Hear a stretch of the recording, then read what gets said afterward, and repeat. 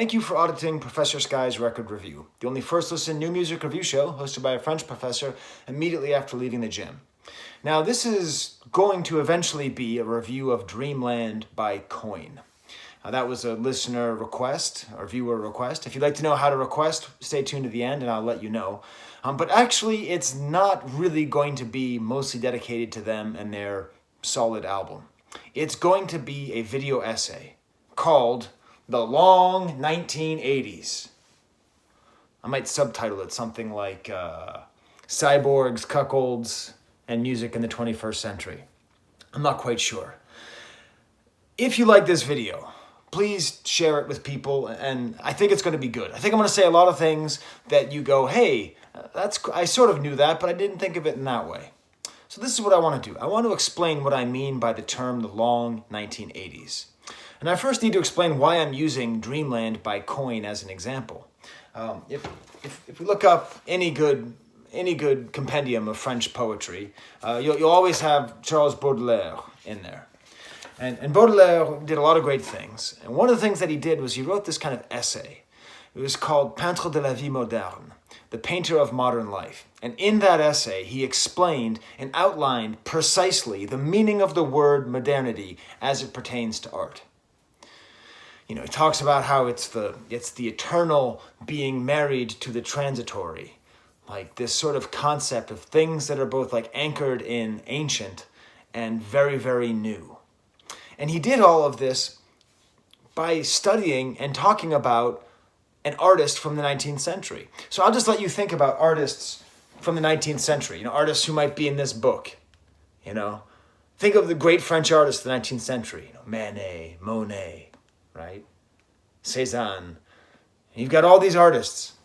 He wasn't talking about any of them. He's talking about some guy named Benjamin Constantin Guise, who's basically forgotten to history. His primary contribution to art was that Baudelaire was able to explain the nature of modernity through him. So I'm going to be using Coin in that way. It was through listening to them and listening to their album that I started to really realize the concept that we really are still in the 1980s. And by this, I mean we're not in some kind of throwback moment or nostalgia. I mean we're still in them. Musically and spiritually, we never left the 1980s. I call it the long 1980s. There's going to be a lot of academic stuff in this one. I call it the long 1980s as kind of a joke nod to a British historian named Eric Hobsbawm. I'm not going to show you a picture of what Eric Hobsbawm looks like, but just for fun, imagine what you think a British historian named Eric Hobsbawm looks like. Now look him up. That's exactly what you thought, wasn't it? Anyway, he had this beautiful theory called the long 19th century, in which he outlined how even though the 19th century theoretically should have only gone from 1800 to 1900, it actually started in 1789 with the French Revolution and ended in 1914 with the advent of World War I. And that all of the revolutions that happened in that time, political revolutions, the move towards democracy, philosophical revolutions, the ideas of equality, the importance of equality, technological revolutions everywhere, the Industrial Revolution and the advent of automation, all those questions all sort of began in a way with the French Revolution and then ended with the nightmare of modernity, with the nightmare of civilization that was World War I. So it's that kind of thing that I think we're living in right now with the 1980s. I think the nature of the relationship between the technology that we use to make music and the music that we make, we're just not there yet. We're still in this weird interstitial period where we're figuring it out. And all music is in relationship to cyborg music. Cyborg meaning part human, part machine. I would argue that in 1977, with the release of I Feel Love by Donna Summer, produced by Giorgio Moroder, when that song took an automated, arpeggiated keyboard, with a click track, it realized something that disco had been moving towards, regularizing beats, making things four on the floor, easy to dance to.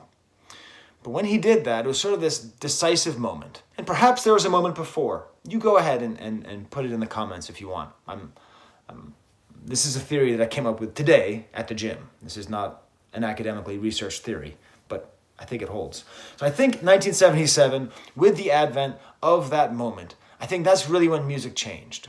Because popular music, I would say from that point forward, either you were making music that was computer assisted or you were not. That sounds simple, but it's not. Because now it's a choice. And increasingly, and especially now, it is a choice. If your music is not aided by a computer, it is, for lack of a better word, affect. You're being cute. You're doing something intentionally Luddite. You're intentionally avoiding the technology that has been created and been used. And I think that this music, I think that the influence of technology on music is so great. And what makes the 80s so interesting is that we had this sort of battleground. You know, you had all these classic rock bands who were trying to adapt or trying to fight it, you know? And those that fought it basically died out. And those that adapted managed to live, you know? And I think even in the 90s, you know, with the advent of grunge and everything, that still was a reaction against the 80s sound, but it could never exist. Because Nirvana, should it exist now, if it records on a 4-track, or if it's all in its studio and it's all dirty and grungy and it doesn't use Pro Tools and it doesn't use computer-assisted pitch matching and tempo matching, it's affect. It's a conscious decision. We live in an era in which the machines either determine what we do, they determine what we do either way, whether we do it or not. So I want to go even a little bit further into this. And when I was a kid, I was, how do I put this? I was not really given a choice as I was a kid. I was exposed to very vigorously the work of Marshall McLuhan and particularly this book, Understanding Media, The Extensions of Man. I'm not a McLuhan expert. My exposure to him was involuntary, but I did learn a lot from that involuntary exposure to the Canadian genius.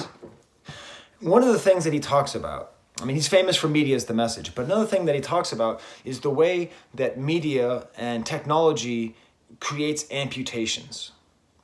So like, the easiest example is that, you know, the archer was amputated by the gun, right? Or, right? So like, we create things, and those things amputate or cut off things in ourselves that we used to be able to do. And I would argue that increasingly, this long 1980s is a question of increasing amputation. Increasingly giving up more and more control to the machine. Until I believe, eventually, machines are legitimately going to make the music that we listen to. I know that sounds weird. I know people have tried it and it hasn't been good. I just think it's natural. And I think when that happens, we can close the book. That'll be the World War I that closes the book on the long... I didn't mean to edit there. My brother called me. But I moved that plant that was out of the way. And I'm like recording in a jungle here. We got a lot of plants in this house. So while we're in this period where everything is relational to a machine, you know, there's a lot of different ways of thinking about it. I think thinking about it in terms of cyborgs is quite useful, actually, because that's what we are. You know, when a vocalist uses auto-tuning, that's clearly machine-aided. But what about if, you know, you just use some kind of interesting phaser, interesting effect on the computer to make your voice sound interesting or different, or modulated? That's still computer-assisted. The greatest example, I think, is what's happening to the modern drummer, and we see this a lot with Coin in Dreamland. The modern drummer is, for lack of a better word, a cuckold. Now, I want to give you a sort of more traditional explanation of what that means. I actually tried to look up a definition, cuckold, for this video. But the problem is all that came up were high-definition videos for cuckold pornography. The idea behind cuckoldry, and this goes back thousands and thousands of years in literature, is obviously that someone is being cheated on, a spouse is being cheated on. And in the old days, it was all about them not knowing. And the term they used to use was they wear the ears. You know, like no one knows, but they have big donkey ears. Everyone else sees it, but the person who's wearing the ears doesn't see it. In modern parlance, the concept of cuckoldry is very much tied into pornography. And in this subgenre of pornography, it's all about a couple, and one of the members of the couple is sleeping with somebody else, is fornicating with someone else, while the other member of the couple is in the room. This creates some kind of taboo, some kind of shame spiral. I don't know, it's not my thing, but I acknowledge its existence. And part of the idea is that the person who is not participating, the person who's being cheated on, is deriving some sort of pleasure from this embarrassing, or what should be embarrassing situation. The modern drummer is in that position, especially with bands like Coin, in which I assume the drummer is good. I am sure, because I've heard some good drumming in this album, but so much of the drumming is automated. So much of it is drum machines. We're so used to hearing just perfectly rhythmed music. We're so used to hearing, my brother just keeps calling me. It's okay, man. I'm sure it's great, but I've been trying to do this video here. My dogs had to be fed. So anyways, the idea that we want this sound of a drum machine, that the drum machine has become ubiquitous, has meant that the drummer is essentially in a position of sometimes drumming, but almost always drumming to a click track, often drumming along with the drum machine. His talent, his virtuosity is secondary. He's just sitting there air drumming along while a machine is going. I think this is representative of what's happening to music in general. I also think it's worth emphasizing this replacement, how ubiquitous it is. Now, if we look at this book here, the first book of architecture, written by my grandfather, it's a good book. And you look at the 19th century again, a lot of the great monuments in Paris were like the Garnier Opera House or l'Église de la Madeleine, buildings, that are maybe like the White House in America, or the Capitol building in America, these big stone monuments. The thing is, the stone is ornamental. The stone is meaningless. The stone only exists to cover the iron inside. If you haven't studied 19th century architecture, you don't know this. If you do, you already know where I'm going. The entire 19th century was all about what are we going to do with the invention of steel and glass? How are we going to compensate for steel and glass? How can we possibly have beauty and harmony, something in line with the classical lines and proportions of the Greeks and the Romans, if we have big metal ugly structures, horrible, horrible structures, disgusting, pointy toothpicks. Ugh! People hated the Eiffel Tower. They hated everything Eiffel did. What it represented was too disgusting, too modern. But whatever they built, the people who hated steel, they still did what was called béton armé, armed concrete. What was it armed with? It was armed with iron on the inside. And I think throughout all of modern music, with the exception of the most indie of indie music, even that, we're living in a world where either everything is the Eiffel Tower and it's completely modern and it's completely computer generated or computer aided and drenched in technology, or it's in the back. And it's just the edifice, it's just the outside that looks like beautiful columns and marble. But in reality, what's keeping it going is that steel.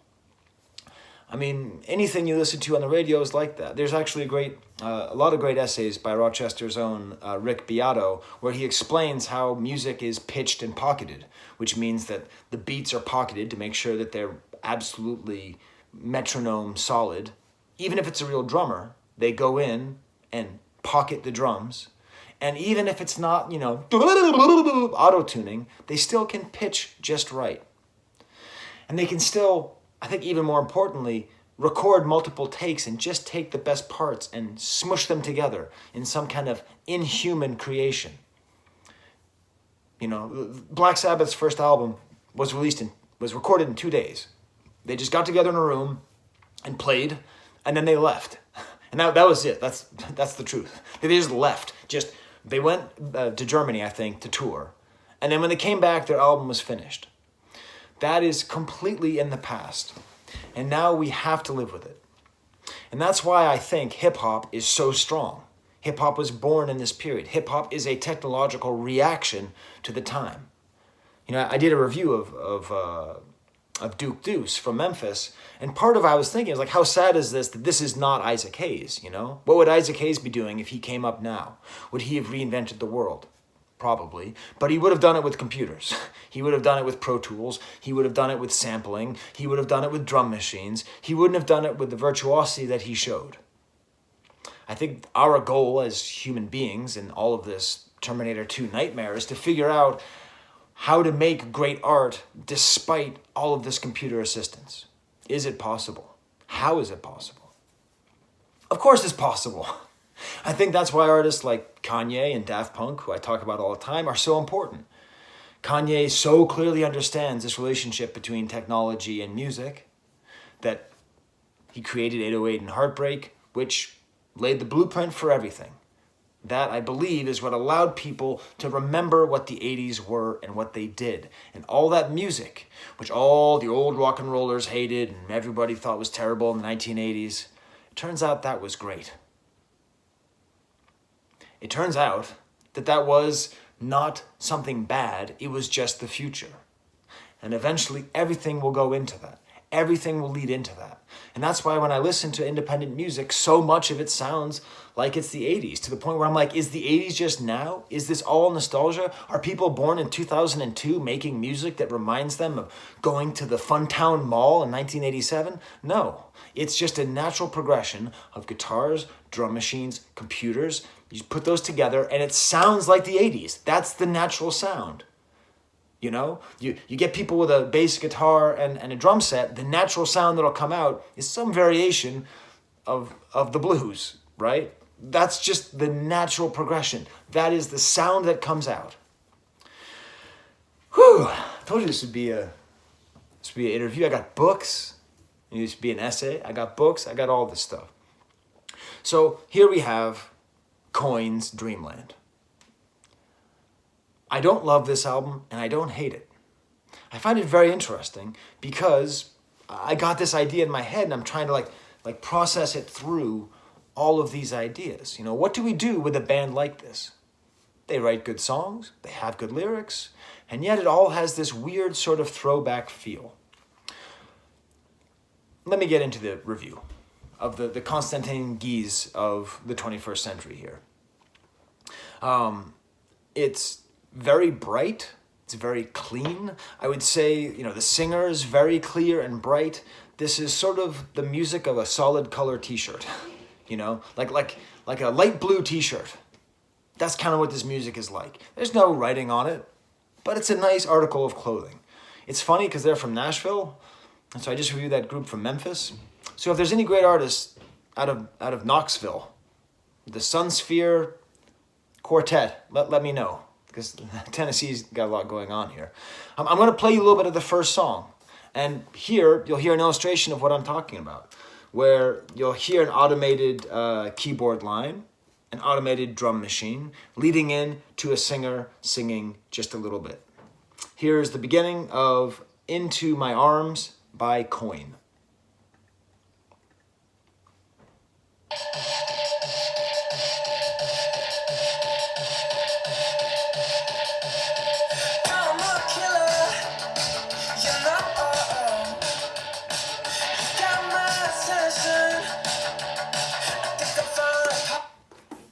I'm just playing a little bit of it there for you to get that sound. There's a lot of tracks on here that I love. I love the track You. It's funny because one of the lines that I wrote, and it's kind of about this whole 80s thing, New Order was the New Order. Like, they called themselves that, I guess in relationship to their lead singer killing themselves in the previous band. I don't know what. But, like, it really was the New Order. You know, the kind of music that they made is that perfect mixture of human genius and technological aid. And you hear that in a song like You. The song right before that is called Cemetery. Very earnest. I don't think there's a single distortion pedal on this entire album. And for all of my talk, it's not even like this album is filled with arpeggiators. There's a fair amount of real drumming. It's actually the fact that it's sort of in the background. The computer-assisted nature of this music is sort of in the background. That I think is what makes it so interesting. Cemetery is a great track. I read an interview or something about them while I was on the elliptical. And the guy was saying that his parents are going through a divorce. So this seems like a F you dad song. And I like songs that are F you dad. I hope my children write them someday. Do I? I guess I do. So it's all about, you know, he's the richest man in the family. I mean, he's the richest man in the cemetery, didn't care about his family. There's earnestness to this album, and I like that. I like the clean t-shirt nature of this album. It's quite good. There are some bad parts, like the song Crash My Car is almost like, whoa, crash my car. There's this other song called Simplify Romance, which I hate to mention because this album was like recommended by one of my viewers. But this song is basically a Maroon 5 song, like the melody and the lyrics. It's a good Maroon 5 song. It's a Maroon 5 song that doesn't make you want to jump out of a window. But still, the poppiness of this ties really closely into that. But that's, for the most part, the album is very solid and works quite well. Let It All Out is interesting because it has kind of a gospel chorus. The album ends with him saying, you know, Jesus, do you have a plan? And if you do, let me know. I get the sense that if you listen to this album more, you find more interesting lyrics there. If you find interesting lyrics, could you put them in the comments? Because I think there's interesting stuff going on here. And I was happy to have reviewed it. Not just because, you know, I got my crazy book thinking going on here in this discussion of the long 19th century. I am curious, do you agree with this theory of the long 1980s? Do you feel that we're stuck in it? Do you feel that we can never get out of it? Do you feel that it started in 1977? I don't know. I told you I would tell you how requests work on this show. There's no real way that requests work on this show. The person who requested this album commented on a different video, like Spark something something. I just happened to recognize their name from multiple videos, so they were a viewer where I knew that they actually like watched the channel, so that made me listen to it. The main reason I do not review music is if it's not new, if it hasn't come out recently, I don't always review it. And if I don't have a lot of positive things to say about it. That doesn't mean like I hate it if I don't review it, but like if most of what I'm going to say is negative. Like this album, if most of it was like Crash My Car, I would have been like, sorry, Sparky, I'm just not going to do it. But because most of it was pretty solid and like the little bit that you heard there and interesting and representative of a time in music, I went on to review it.